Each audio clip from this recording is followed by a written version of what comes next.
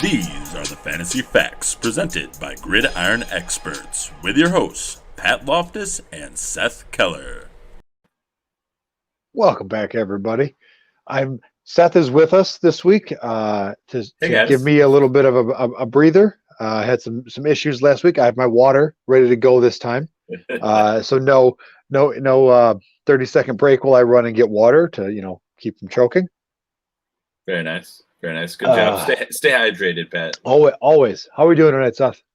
We were just talking about it before the show. I literally spent all Labor Day weekend redoing our entire garage, and I am spent. Like, it looks absolutely beautiful. We did like the pro slat hanging stuff with all the hooks and everything. So just optimized all the wall room and everything. And it's like we have these concrete walls. So I literally had to drill a hole before drilling the screws in for every single one. And every little slat needs 6 screws in it. And we did 4 sets of them. So it was a bit much. I'm exhausted, but I'm ready to talk football because that's how I like my week to go. It is Tuesday. We are starting a little later. I'm in Michigan. We had some nasty weather roll through, so I wasn't about to hop on and have you guys see the tornado roll through that they thought was happening. Didn't happen. Get a little bit of nasty weather, but we're getting a late start. But it is week 1. This is the week 1 primer. This is, I believe it. I saw the tweet. It was something to the effect of, this past Sunday was the last Sunday without football until February 12th, sometime in February, which is good news. That's right. That's great news. Yeah, it's football season. Oh, got it. We're here. All the drafts, all the research, all the shit talking. It all comes to a head on Thursday night. Mm-hmm. So before we get into the meat of the show, we're going to talk. So Seth and I have had a recurring bit over the years. We've called it props and drops. We've called it, I don't even remember what we called it in the early days. Guys were hyping up. Guys were whatever. We've got kind of version, we'll call it 4.0 of that. We're going to run through some of our favorite games and some of the bigger games in week 1, as well as news notes, opening question. We got a packed show tonight. Make sure you're giving the show a follow at GX Fantasy Facts. You're giving Seth a follow at FF the At Home Dad. You're giving me a follow at Dynasty_Pat. Whew, that was a mouthful. All right, let's take care of some business. We got the 2 promos. We've got one going with Viridian Global. Seth, do you want to cue up the graphic? Yeah. You're running StreamYard tonight, not me. Viridian Global, use the code FAQS, that's FAQS at checkout, save 10% off of your total order. ViridianGlobal.com, use the code FAQS, FAQS at checkout. And we've also partnered with Underdog. Seth has been running the lunchtime best ball drafts every Tuesday. But I'll let Seth's lovely video play, and then we'll talk about Underdog for a minute.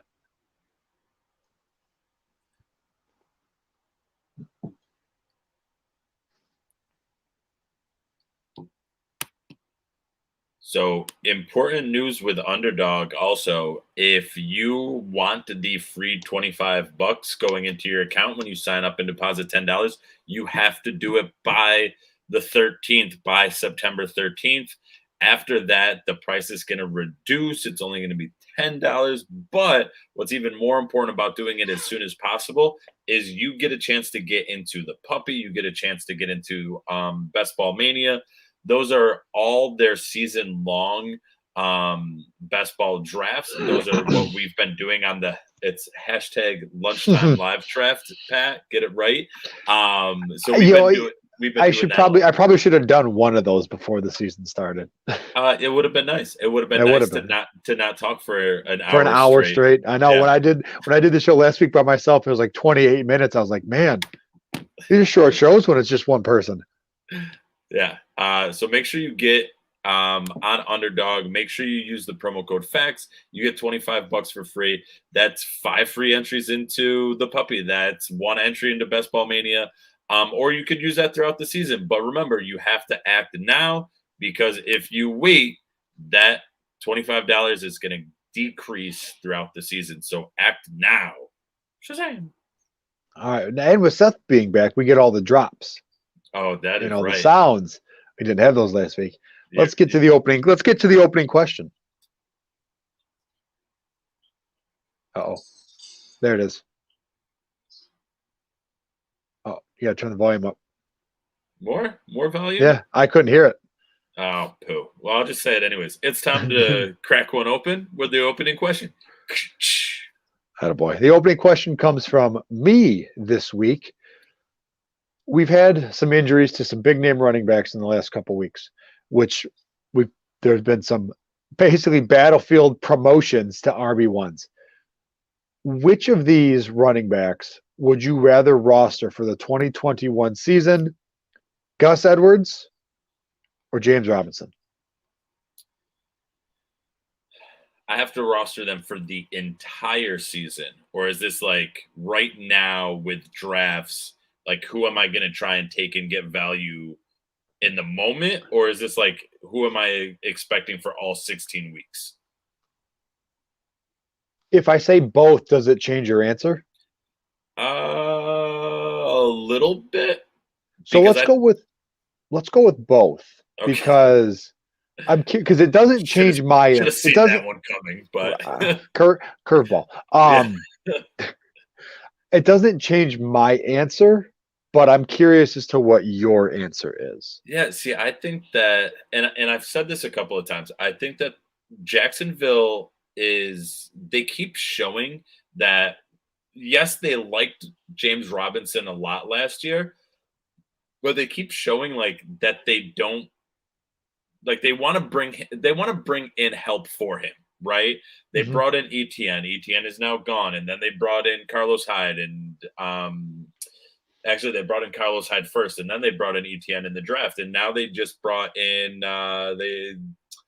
who else did they just bring in? Like Duke Johnson. And so like it just seems like they're trying to kind of show that they want to keep kind of bringing people in to help out James Robinson. So I feel like right now you're probably going to get James Robinson at like his highest value, but he's a guy that I don't know if I want to play throughout the entire season. You know my take on undrafted free agent running backs and how they don't pan out over the length of, a career, over the length of seasons usually. And so that's why I'm a little bit more hesitant on James Robinson. I think right now, though, you're going to get the better bang for James Robinson. One, Jacksonville is playing Houston week 1. Spoiler into the primer.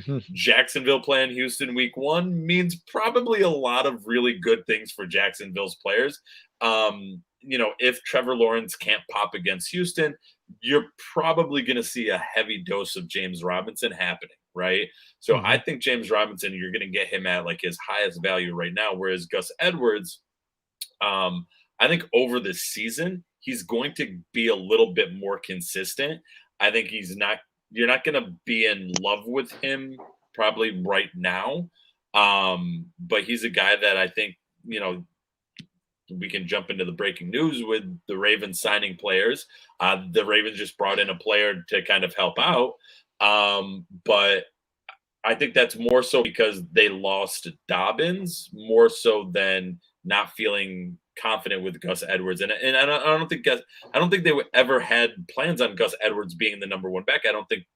I don't feel Jacksonville had plans on James Robinson ever being the number 1 back. So I feel like there's, a little bit of fluctuation for both of those guys. I think Gus is going to be a little bit more consistent. I think James Robinson, if you have him now, like let him play week 1.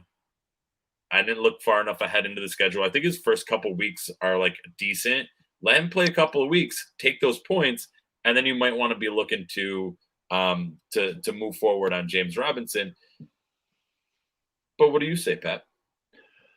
So both, I didn't realize about the Duke Johnson signing. So I had to Google that quickly, but you are correct, sir. Duke Johnson signed yesterday with the Jaguars practice squad.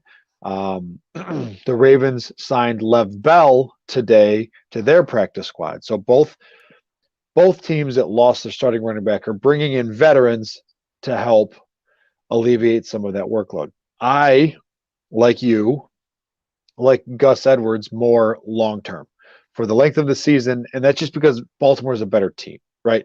They're going to be more than likely winning more games. There's going to be probably a run heavy game script, which does bode well for Gus Edwards. Jacksonville will be behind a bit more, which leads to throwing the ball a bit more, which does benefit Duke Johnson. Duke Johnson's very talented. Lev Bell's very talented, but I'm giving the edge here, seasonal, whatever you want to call it, to Gus Edwards. I don't hate your. Let me back. I like your analysis there of James Robinson. Play him early, especially with a soft week one. Take those points and see what you can do to flip him, or at least maybe find that ETN owner in a dynasty league and say, "Hey, here you go. What do you want to give me for this guy?" and see what happens. Yep.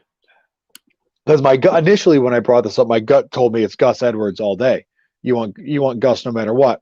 Not thinking that Baltimore would bring in Lev Bell, but also thinking deep down they weren't going to rely on Gus Edwards and the other, because they had a second running back tear an ACL or tear an Achilles today. That is true. So we teased it enough. Can we just jump into it, Pat? Yes, let's do it. Okay.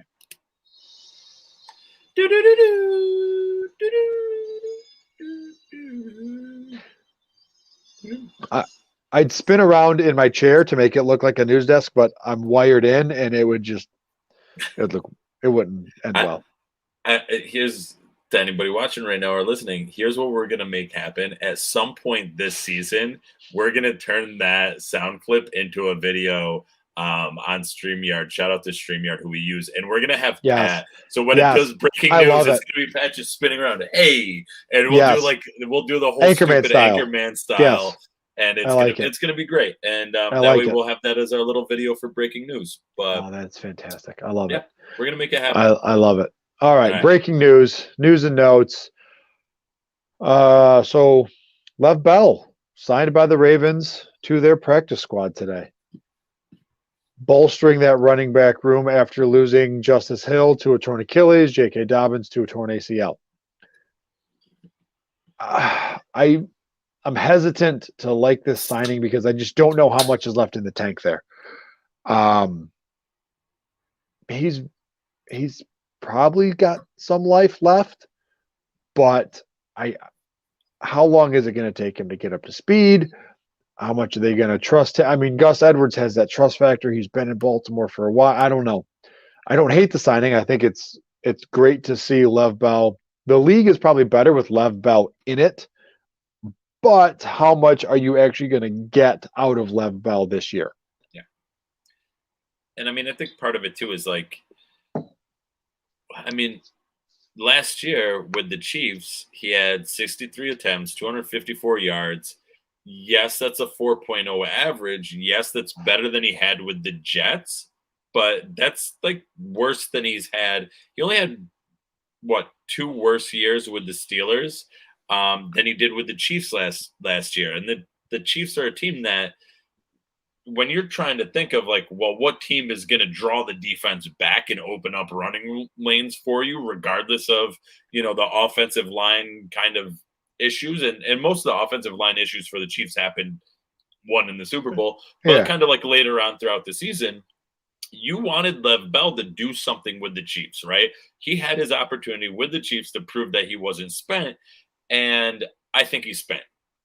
I think I'm trying to remove personal bias as somebody who probably went with a 0 RB type of strategy with at least one draft or two and was oh dear God, yes, I got Lev Bell. I have my savior. What the hell? Lev Bell did nothing for me. Trying to remove any of that bias from last year. I think, he's not the Lev Bell that he was with the Steelers. Like I think Correct. that's pretty obvious. He hasn't been that in a couple of years. And so, maybe you don't like Gus Edwards, but Lev Bell isn't the answer there. Like I would be You're not getting the Lev Bell from 2015. From the prime Pittsburgh years, right? You're getting the last, no pun intended, you're getting the last legs here. You are trying to squeeze every ounce of productivity out of Lev Bell this year because he's not a long-term solution. Yeah. And that's why, like, if you haven't already made moves for Tyson Williams, you should be making moves for Tyson Williams because he should be the number 2 back there. Like, if Gus Edwards isn't able to maintain a starting role, Tyson Williams is the guy that will probably come in and take over a lot of that work. Mm-hmm. Even though Lev Bell has the experience, he's a veteran. He's probably doing more, helping the team out as a veteran status than he is as a player on the field. And agreed. Yeah. So let's stick in Baltimore and just cross one more off the list here. Baltimore's wide receiver 1. We're gonna do. We kind of touched on Justice Hill, the torn Achilles. Let's just stick in Baltimore. Mark Andrews, the wide receiver 1 in Baltimore, signs a 4-year, $56 million extension, locking him up for the next 4 years. It's a great signing, especially with Bateman being injured and starting the season on IR. So you have Mark Andrews, Sammy Watkins, Hollywood Brown. I don't know. Well, I mean, you have Tyson Williams and Gus Edwards and Lamar Jackson probably rushing for 250 yards. Per game, but not really. This was it was a smart move by the Ravens. Lock up the tight end. Mm-hmm. He's a guy that he's like perennially, whenever he's not hurt, and that goes with anybody, but whenever he's not hurt, he's a top scoring tight end, right? He's doesn't quite get to that Kelsey level. He doesn't quite get to Kittle. But he's right there behind them. If there was a second tier right below, like a tier 1B for tight ends, it would be Mark Andrews. Yes, he's right there with the T.J. Hawkinsons, the Noah Fants. Right. He's the top of that second tier. He's the top of the second tier. He's the top. Above that. Yeah. Yeah. No. He's the top of that. Yeah. It's Kelsey, Waller, Kittle. Big gap, Mark Andrews, and then the rest. Yeah. All right. So, want to keep going, or I'll let you pick since I jumped the gun here. Well, we'll quickly go with some bad news. Then we'll go good news, bad news, good news, bad news. Okay. The Saints cut Latavius Murray, which is bad news for Latavius Murray, but good news for Tony Jones because then Tony Jones jumps right into the number 2 role behind Kamara. This is a guy that, depending on when you drafted, he may not have even been drafted. He's a guy that you might be able to sneak off of waivers. He's a guy that you at least want to have on your watch list. Yep. Because if anything were to happen to Kamara, he would slot right into that kind of starting role. So Latavius Murray is out. From accounts that I've read, they asked him to restructure his contract and he refused. And so they're like, okay, deuces.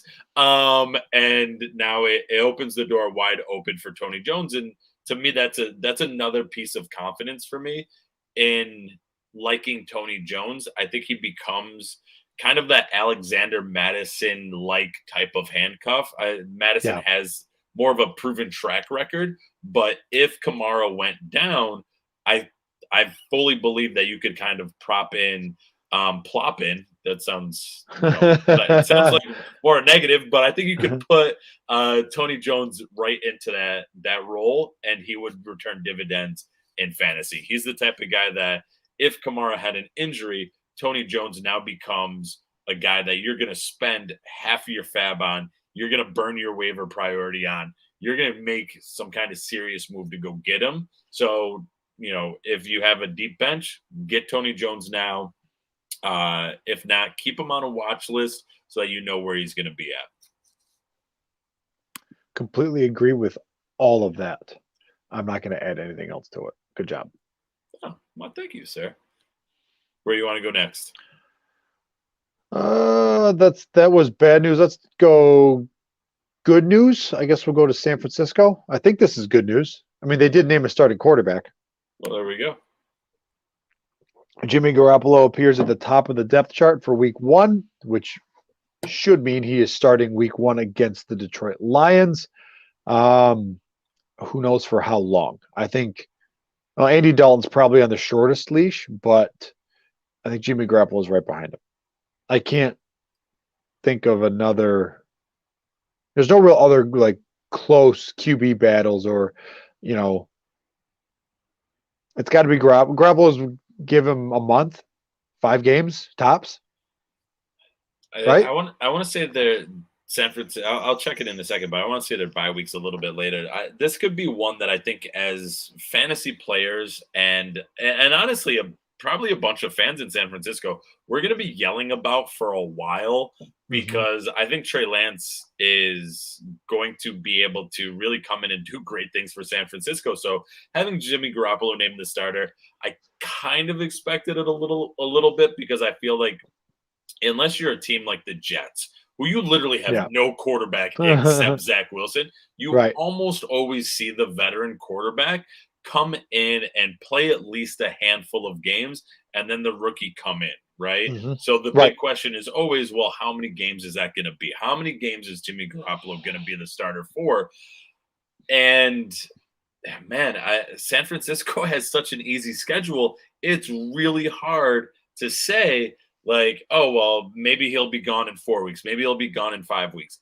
I think if San Francisco had a more difficult schedule where you saw the Jimmy G warts, like he may be gone sooner rather than later, because fans would start getting pissed off about it.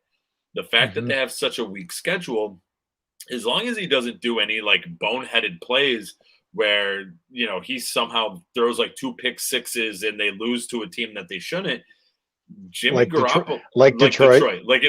Oh God, who did Detroit beat last season, either in week 1 or week 2, and literally like destroyed everybody's like office pools? I know it destroyed one of mine. So early on, it was like one of the few wins in Detroit. Come on, Pat. But yeah, like if Jimmy G miraculously comes up with a way to lose the game against Detroit, then I think the pounding on the table for Trey Lance to get in would be enough that, it would make a dent. So are you talking about the Lions beat the Cardinals early, like week 3? Maybe that's the one it was. And then a couple weeks later, they beat Atlanta. Maybe it was the Cardinals. I think that was it. Because I remember like, oh, well, week 3, done with the office pool. Like it was something like that, where it was like you just had to keep getting the wins. But all right, let's keep it moving. Want to go Sony Michelle next? Sony Michelle, recently acquired by the LA Rams, could play week 1. I guess bad news for all the Daryl Henderson truthers out there. I guess we could have included Daryl Henderson in our opening question, because he's a backup running back thrust into a starting role. It's tough because I was never a big Sony Michelle fan. He's going to arguably a better offense than he was in New England. There's opportunity there. It's just, can he take that opportunity and run with it? No pun intended. Because and I can't remember what the stat was from Player Profiler, but he was pretty damn good in New England. And let me see if I can pull it up real quick. Sony Michelle. Here we go. Okay, sorry. All right, so his next gen stats. Sony Michelle has the highest rushing yards over expectation per attempt with 50 or more carries. So the talent is there, the potential is there. Just, will he capitalize on that? He gets a fresh start in LA. Admittedly, not the biggest fan. I don't see it happening, but what do I know? Yeah, I'm right there with you, Pat. I don't see it happening either for Sony Michelle. I mean, the fact that he's able to go week 1 is good for the Rams. I think that's great news for the Rams because then it's not, they can be a little bit more dynamic in rotating the running backs and whatnot. In terms of fantasy, I think it's going to be Henderson pretty easily. I think when he was healthy last year, he was able to do very well in that Rams offense. So I'm not scared in terms of like I'm not all right. I'm not thrilled about Henderson. It's not like, right. I love Henderson. He's going to be great. He's kind of like in the middle somewhere. And it's like, I feel pretty good about Henderson. And like, I'm not going to let this Sony Michelle news take me to like, oh, I feel now bad about Henderson. It's not going to happen. So, could he come in and upset us? Absolutely. But I just don't see it happening. Gotcha. And I guess we'll end on the Cowboys then. Well, and that's some bad news. Why not? Why not? We should have done that differently, but whatever. Yeah. Zach Martin tested positive for COVID. He's in the COVID protocols. I forget what the actual rule is there. Doesn't mean that he necessarily has COVID, because even if you get like a false positive, you still have to go into the COVID protocols and stuff like that. Knock on wood, hopefully he doesn't have COVID. What this really does, though, is this makes me fear what the Tampa Bay Buccaneers are going to do to the Cowboys on Thursday night. That's all. Let's save that one. Let's put a pin in that one because we'll talk about that game because that is the kickoff Thursday night at 8:20 Eastern Time, Dallas, Tampa Bay. Let's put a pin in this one. What I was reading earlier and what I relayed to you is it's looking more and more likely that he won't play, but there's still a chance he could play. So you're telling me there's a chance? Him playing affects a lot of that Dallas offense. So let's leave it at that for now. We'll come back to that in just a minute. So let's do this. Let's kind of, instead of going through our props, drops, whatever we're calling this, let's go through. We got the schedule here for week 1. We start Thursday, 8:20, Dallas, Tampa. We did it. We made it to week 1. Let's talk a bit more about this game because I think you and I both, you as a Cowboy fan and as a football fan in general, and I have this game circled as one of, if not the biggest games of the week because you have some of the marquee players. You have the defending Super Bowl champs. You have the Dallas Cowboys. It's going to be a good game. Football is back. Should be a good game. And if we pick up where we left off with Zach Martin not playing really, really hurts the Dallas Cowboys because he is such a crucial part of that offensive line that protects Dak, that opens up holes for Zeke. So Zach Martin not playing, it would be a huge, huge loss for the Cowboys. Yeah. Yeah, I mean, but these are teams that we hyped up all offseason as offenses that they were in our top 5. I mean, Dallas was 2. Tampa Bay, you're always higher on Tampa Bay than I am because I don't think Tom Brady can consistently keep this up. But I will always admit when I'm wrong, and I'm expecting this game. I wish we'd have an over-under on this one for this game on Thursday night because that's something I would consider betting because I have a feeling this is going to be a shootout. I mean, I know if you go to DraftKings, they have a promo where if you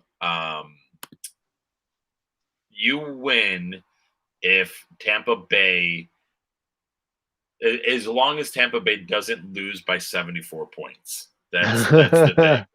It's Tampa Bay plus 74. Okay. Yeah. So I know that one's there. It's absolutely crazy. The over under looks like 52 points. I'm seeing 52 as well. Yeah. So yeah, I see Tampa Bay -8 with an over under of 52.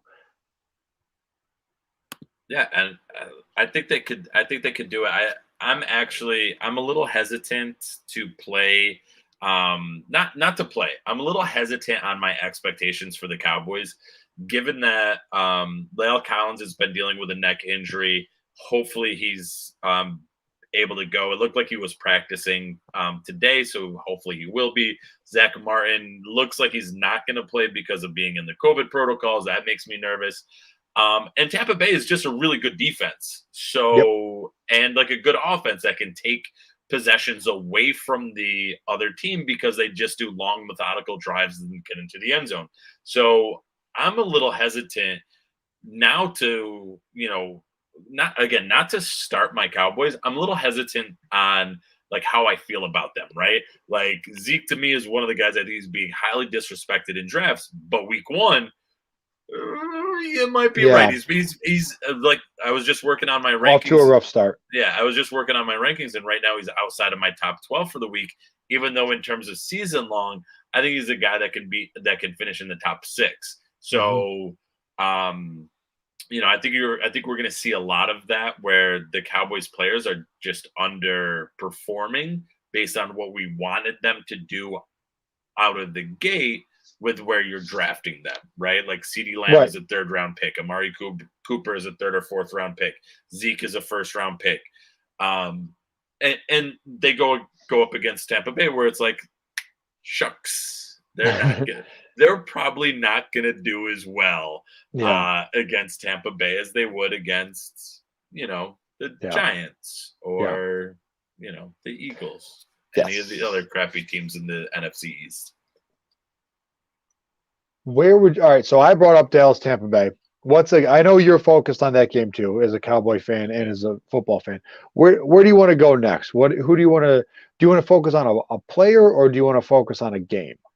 Well, I think a game that a lot of people are going to be playing a lot of players in, and we're going to see probably one of the bigger outputs there, and that's Tennessee versus Arizona. Arizona going to Tennessee, and I really like the Tennessee players in this game. Arizona is dealing with some defensive issues. Their defense wasn't phenomenal last year. Now that they tried to strengthen it, now you have guys.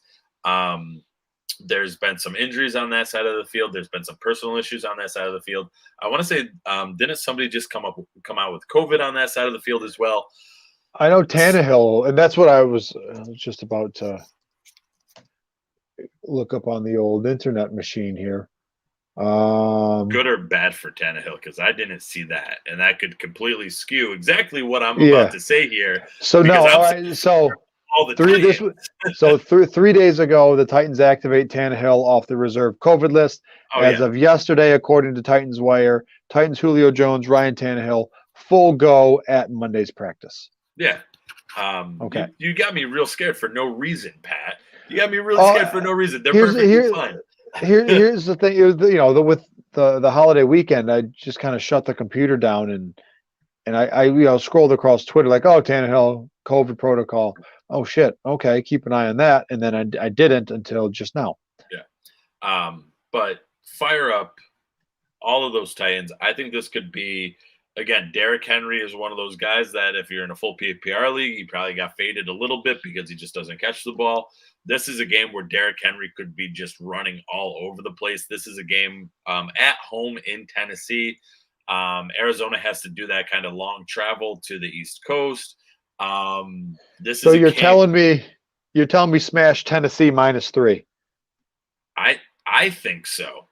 I think they win by more than a field goal. I think just in terms of fantasy, like I'm firing up Tannehill, I'm firing up Derrick Henry, I'm firing up AJ Brown. Hell, I'll even throw in there Julio and Fursker too. I'm thinking about taking shots on all of them in DFS plays. If I have any of them in my redraft leagues, I'm playing them. And then go ahead. No, finish your. It's funny you brought up that game, but finish your train of thought here, and then I'll add a little bit at the end. Yeah, and so then on the opposite side of the ball, again for fantasy, not for actual football, you have Kyler Murray, DeAndre Hopkins. Who knows what's happening at running back there? And you have Rondale Moore, who has a lot of excitement coming, coming into the season, and so you have a pretty good batch of fantasy relevant players there.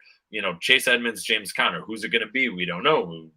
Could he end up being either of them, right? Right. Maybe it's both of them at the same time. Who knows? Maybe it's Eno Benjamin. No. No. Damn it. And so that's a game with a lot of guys in it, a lot out there. And I'm smashing all the Tennessee players. I like the Murray Hopkins stack, but other than that, I'm not thrilled about a lot of the Arizona guys. But I think those two should be just fine. So Arizona is a team that I can't seem to wrap my head around. On paper, with Murray and Hopkins and AJ Green and Christian Kirk and Rondale Moore and whatever they're trotting out at running back, on paper, there's some potential there. But I just can't quite wrap my head around them just yet, because it's been a minute since we've seen anybody play. I don't know if it's Kyler Murray. I don't know what it is. I just can't put my finger on it with the Cardinals in that offense, where I'm not fully there yet. I'm not all in on the Cardinals like I am on a couple other teams. And the game that I'm going to bring up next, you'll understand why. But I'm not quite there with Arizona. I can fully get behind. You want to load up on the Titans? I'm all for it. I don't know if I'm looking at anyone in Arizona this week, maybe outside of Murray and Hopkins. And even then, I don't know if I want to stack them in DFS. But I'm a little lower. I think I'm a little lower on Arizona than most people. Yeah. So. And the over under for that game is only 45 points. Like, that's really low. Like, I mean, that game could end like 24-21 and push the over under and push the spread as well. Like, but I feel like that's just such a low scoring game for these two teams that are having defensive issues and have the offensive firepower to make things happen. So So I'm gonna avoid talking about my Lions for now. That's the last game I'm gonna want to talk about is the Lions 49ers. But I want to move over to Kansas City, where the Chiefs are hosting the Browns Sunday, 4:25. Another top-notch game, another offensive heavy game with Mahomes, with Hill, with Kelsey, with CEH, with Baker and Odell and Landry, and I'm going to say Austin Hooper at tight end for Cleveland, and Nick Chubb and Kareem Hunt. I'm expecting big things out of Cleveland, out of Kansas City. Chiefs were our number one offense for our projections. Again, this year, I believe I was significantly higher on Cleveland than you were. I want to be right. I want this to be the year that I'm right about Cleveland, because there's finally some consistency with the Cleveland Browns. I'm not talking about wins and losses. I'm just talking about personnel consistency. I think, oh God, I can't remember the exact tweet, and I kick myself for not doing this because I want to give the proper people credit, because this level of detailed research is awesome. But it was essentially, since Baker Mayfield was brought in, he's led Cleveland to an overall winning record. He's led Cleveland to the playoffs and won a playoff game, all while doing it with 4 head coaches and 4 offensive coordinators in like 4 years. It's something wild, and I want to see if I can pull that up real quick while you talk a little bit about the Browns and the Chiefs, because looking through the schedule, if it weren't for Dallas Tampa Bay, this is probably the marquee game of the opening weekend. Cleveland at Kansas City. Yeah, no, this is a this is one of those types of games that is like a preview to teams that we're going to be seeing in, December, January, maybe, not maybe one of these teams being in, playing in February, right? Yeah. And right. so it's one of the highest over unders of the week at 53 points. So Vegas is expecting there to be a lot of points scored here. Just if you haven't heard this before, that's usually a good spot to look for your fantasy output, right? Like where is Vegas saying that the majority of points are going to be scored, which games, and kind of pinpointing those players on those teams, because the likelihood is there's going to be a good amount of points scored, right? And so, the Chiefs, everybody knows the Chiefs roster. You have Hill, Kelsey, Mahomes that are going to be guaranteed-ish outputs. Right. You have CEH, who I really think that he is a guy that's going to rebound really strongly for people, especially people that are like, I'm off CEH now. I drafted them in the first half of the first round last year, and they did not perform. Wah. If you listen to this podcast, you would have done that. But I think this year, where you're getting him in, third round-ish territory, maybe a little earlier, maybe a little later, depending on your draft, but you're getting him significantly discounted from what he was at last year. And last year wasn't a major disappointment if you look at it with an unbiased eye. And so I think CH has plenty of opportunity this year to grow and become better and become a bigger part of this offense. And yeah, that offense hums. It does all the time. I have no issues thinking that Kansas City is going to be one of the top offenses again this year, right? We've already done that show in the past. Right. So I can't find the exact tweet, but essentially, going back to when Baker Mayfield was drafted. So you had Hugh Jackson, Greg Williams, Freddie Kitchens, and Kevin Stefanski have been the head coaches in Cleveland. And that's just head coaches. We're not talking about offensive coordinators. But in the 2 years before they drafted Baker Mayfield, the Browns were 1-31. And since then, they're above 500, and they've won a playoff game. Yeah. And that offense to me is just screams like we're there. We made it.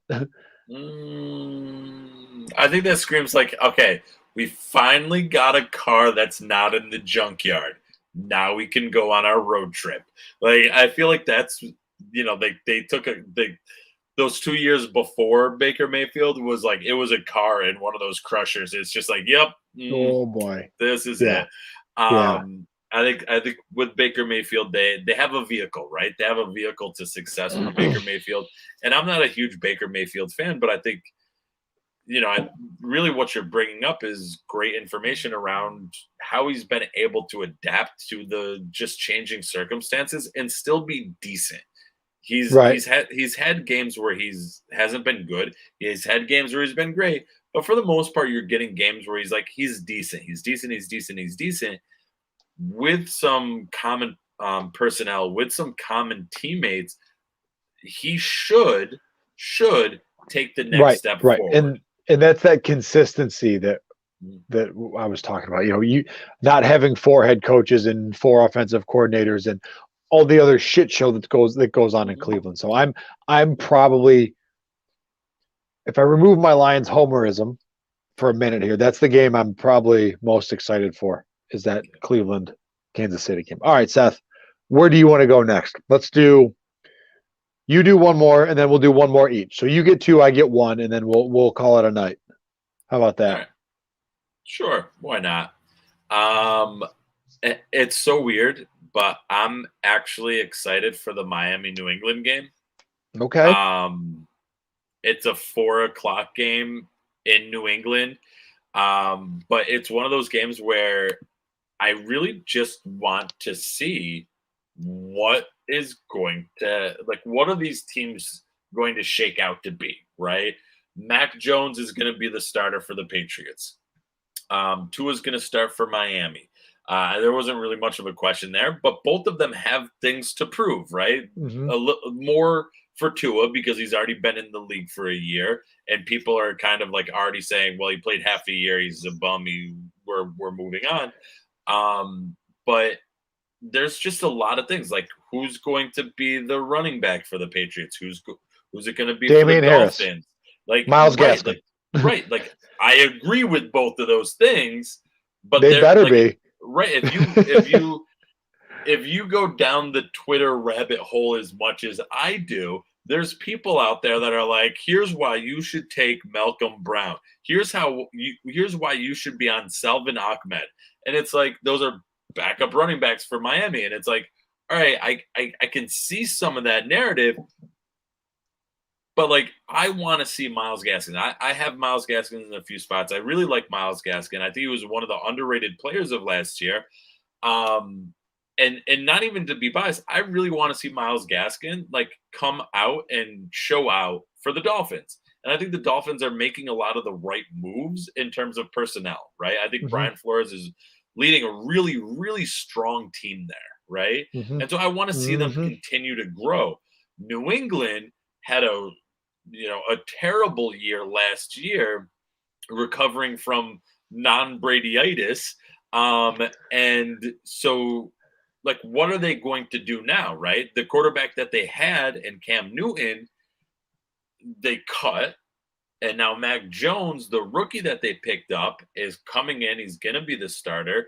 And again, yes, I think Damian Harris is going to be the starting running back for him. But what about J.J. Taylor? There's still people high on. Ramondre Stevenson is a guy that I've even picked up in dynasty drafts. I want to see what's happening with him. Yeah, I see the thumbs, Pat. You too.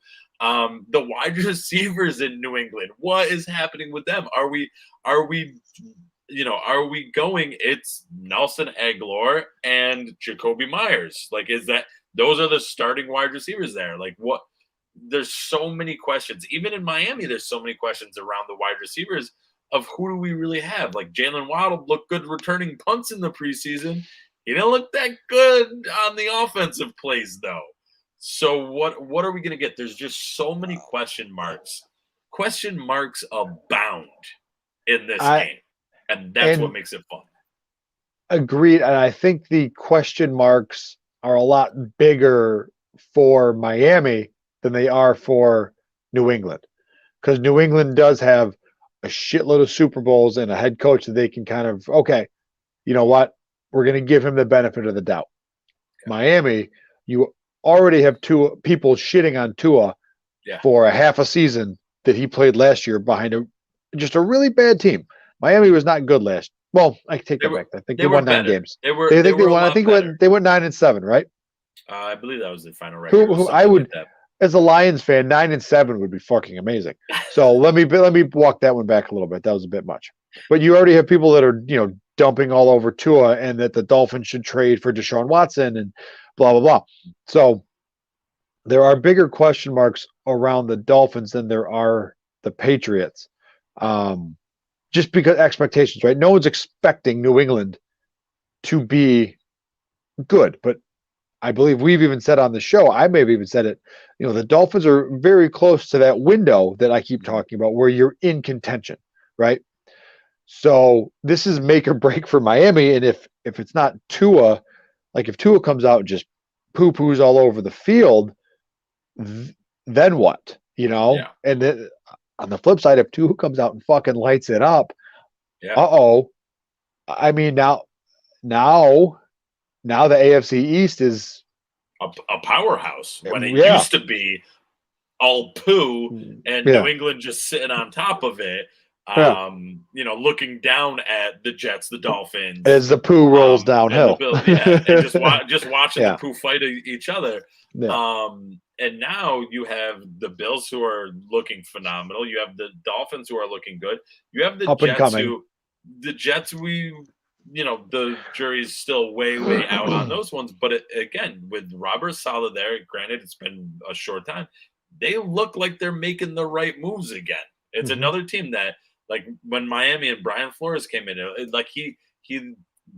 it all seemed like he was making the right moves, right? And with Robert Saleh in New York, it again seems like he's making the right moves. And so now New England has actual competition in the AFC East, and yeah, I don't know if they have the answers there. Even being able to lean on a superstar head coach like Bill Belichick, I don't know if they have the answers for that roster and to be able to compete with the AFC and the AFC East, 6 games a year, and the AFC in large throughout the season as well. All right, one more game for you, Pat. One more game. I really want to talk about my Lions and the 49ers, but I'm going to stay in the NFC North.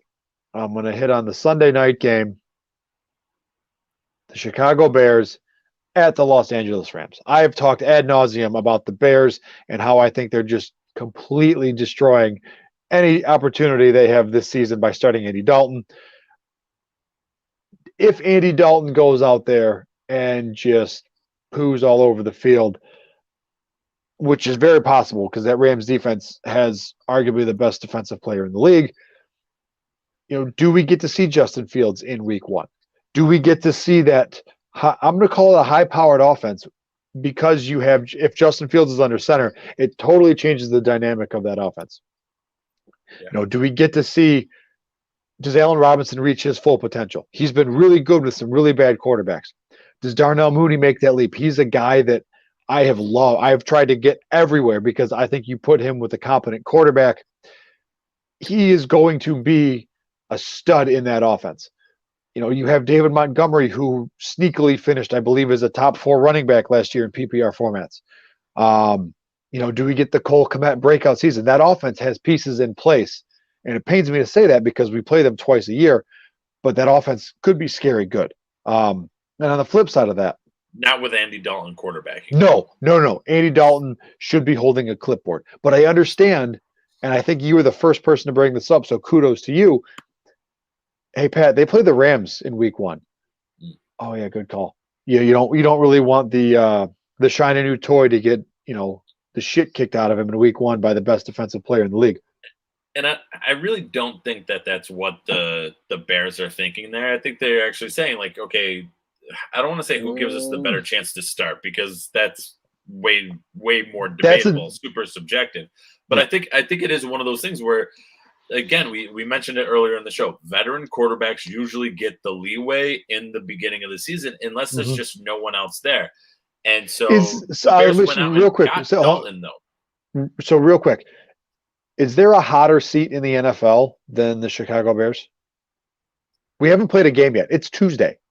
I don't think so. I think that they're probably that one is probably the hottest seat, right? Especially the quarterback competition, the coaching job, the GM job.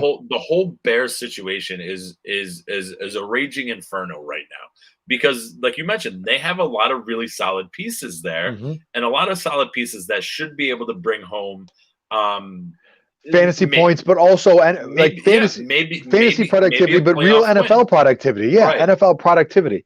So, all right. So the Rams, you've gotten rid of Jared Goff. You brought in a pretty good quarterback in Matthew Stafford. You're bringing back most of your offense, minus Akers, who got injured, but you have Cooper Kupp, you have Robert Woods, Van Jefferson, Tutu Atwell, Tyler Higbee.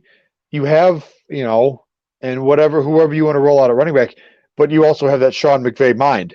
So it'd be interesting to see, and I guess I'm weaving a little bit of Lions in here, but it'd be interesting to see Matthew Stafford on a real NFL team.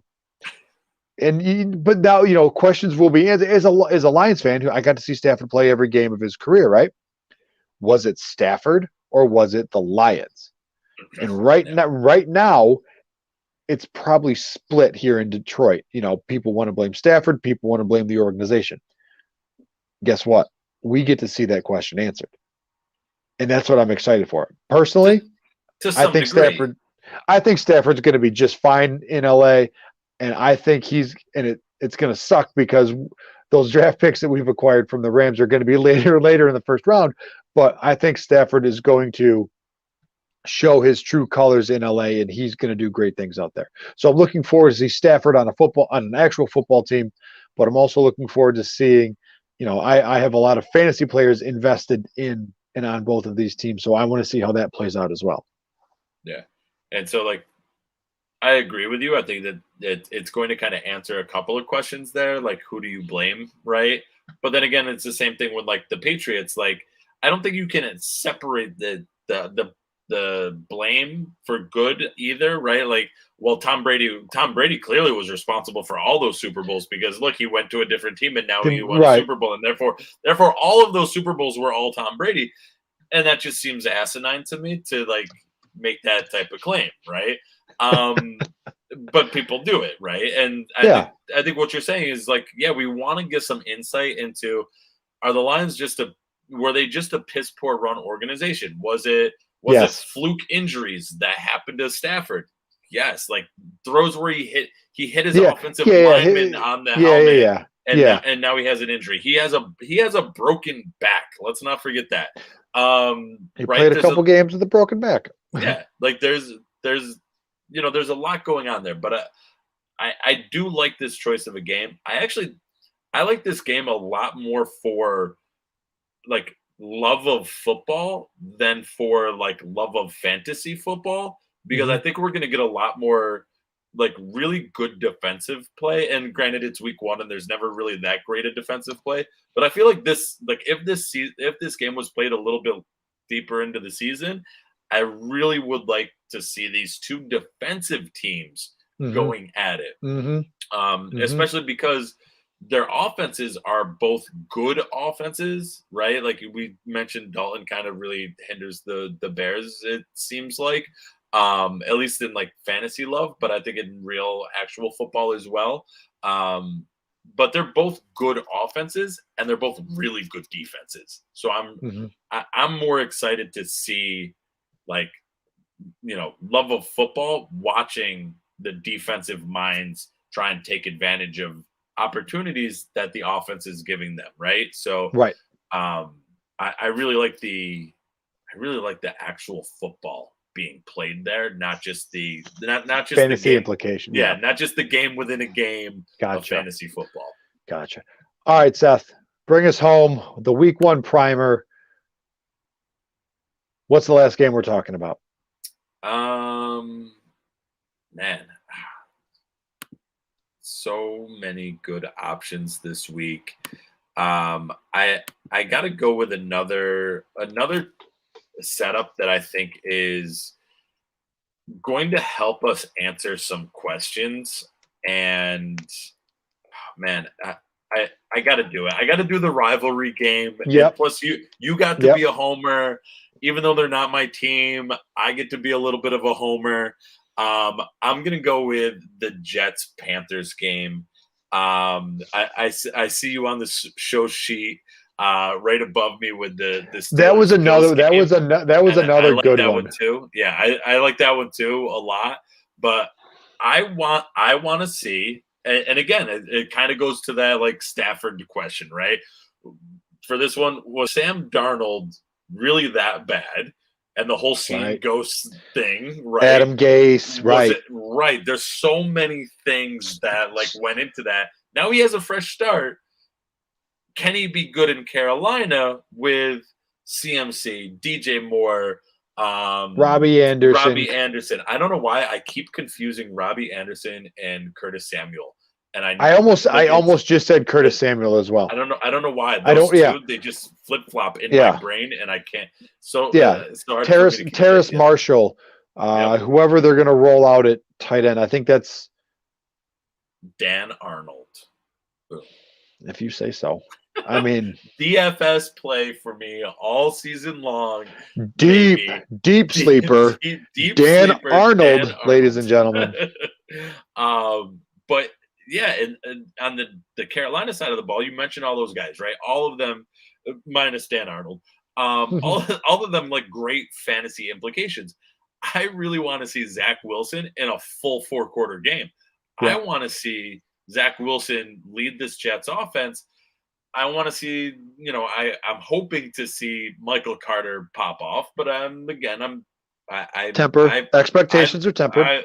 I love me Michael Carter, but I'm tempering that expectation because again, it's similar to Trey Lance and Justin Fields, and there's veterans in place ahead of him, and he's going to have to work his way up there. And it looks like the coaches just didn't see that in the preseason, right? Right. So now we're getting Tevin Coleman, Ty Johnson.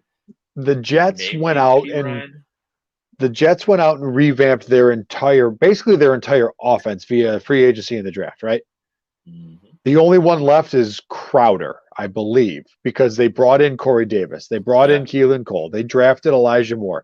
They drafted Michael Carter. They brought in Tevin Coleman. It's a whole new offense, right? Yeah. The Adam Gase era is gone in New York. They threw all that shit out. Yeah. Because that's what it was. It was white dog poop. It wouldn't. Oh, don't you do it. Don't you set up a Step Brothers reference like that. It wouldn't surprise me if the Jets brought in a priest to exorcise those demons, right? I'm glad you brought this game up because this is the game. The Jets are a team that you would normally avoid watching unless it was like red zone and, oh, look, the Panthers scored again. Oh, look, the Panthers scored again, right? You can make a case that this offense could be worth watching because of how young a lot of these guys are. Yeah. And you want to see if this team can, put the Adam Gase era behind them, much like Miami did. And on the flip side, with Carolina, again, you get Sam Darnold coming from that Adam Gase era, right? You put him on a new team, you put him on a better team with a better offensive coordinator, with a better head, like all these things. I believe what's Darnold, 24, 25 years old? He's still a kid. He was young when he was drafted too. So I think he's right. 24. Right. So, is Darnold, can he still salvage? I hate to say salvage because he's only been in the league like 4 years, but can he be a productive NFL quarterback? Like, you have all these great storylines in this game, which will be fun to watch. Yeah. He just turned 24 over the summertime. Shut up. According to Wikipedia's. Shut your face. 24. June 5th. Oh my gosh. 1997. 24 years of age. Oh my gosh. According to the Wikipedia's. Yep. That's a young man, and that again, like you said, that's why this game is going to be fun. Right. And now how old is Zach Wilson? No, I'm kidding. I mean, he's 22. He looks 13. Yeah. Okay. All right. We're off topic here. Yeah. Week 1 is here, folks. We made it. We did it. Now, games kick off Thursday night. Don't forget to set your lineups in time. Don't forget to make any roster moves depending on your league settings. Make sure you get those rosters up to date with players, taxi squads. Hell, make sure you have a full taxi squad. If your taxi squad isn't full, what the hell are you doing? Yeah. Make sure that taxi squad is full up. Same thing with the IR. If you're in a league with an IR, drop somebody down into there, pick somebody else up because you never know who's going to get that one opportunity, and you want to be ahead of everybody else in their waiver claims. So, like, hell, maybe you go ahead and drop, somebody down into your IR spot and pick up a guy like Carlos Hyde. Week 1 happens. James Robinson doesn't look good, but all of a sudden Carlos Hyde looks like he did, back in his San Francisco years when Kyle Shanahan fed him 250 touches. I was like, Carlos Hyde with 8 carries for 14 yards and 2 scores. Anyway, make sure your roster is up to date. Your lineups are set because we kick off at 8:20 Thursday night. Make sure you give the show a follow at GX Fantasy Facts. I think what we should do, Seth, is you and I should tweet out our starts and sits for week 1 sometime tomorrow. Since we know we did that last year, I felt like that sparked some good conversations. Yeah. So we'll get our starts and sits out for the week. But give the show a follow at GX Fantasy Facts. Seth a follow at FF the At Home Dad. Me a follow at Dynasty_Pat. Make sure you hit up ViridianGlobal.com. Use the promo code FAQS, FAQS, at checkout to save 10%. Seth, take us home. I'm tired. I've done a lot of talking. Check out Underdog at Underdog Fantasy. Use the promo code FAQS. That's FAQS. Get yourself an extra $25 and do that now. Because before the 13th. Come September 13th is done. Still get the free money. You still get free money, just not as much. Right. And you're taking a big hit that you don't need to. That's right. Exactly right. Oh, boy. All right. Week 1 is here. We made it. Let's sit back and enjoy some football. Oh, yeah. Good night, everybody. Catch you on the flip side.